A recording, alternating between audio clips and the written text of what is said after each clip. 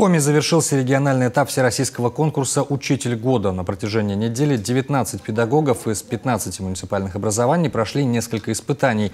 Провели открытые уроки, внеклассные мероприятия, мастер-классы и даже обсудили перспективы и проблемы образования с министром. Всех наградили грамотами и сертификатами участника, и с именем победителя на награждение затягивать не стали. Петухова и Наталья Валерьевна, учитель истории и общества знаний муниципального бюджетного общеобразовательного учреждения «Средняя общеобразовательная школа детский сад», поселок Визендор.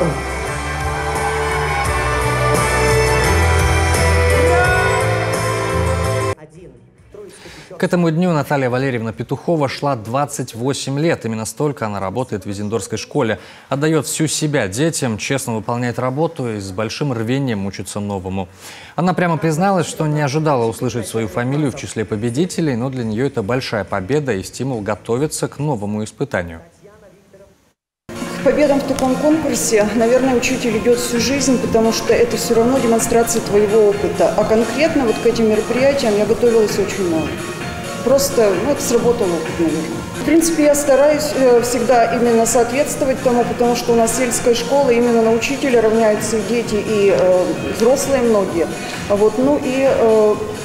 Естественно, это почетно, и это ответственно, но я буду стараться и дальше хорошо работать.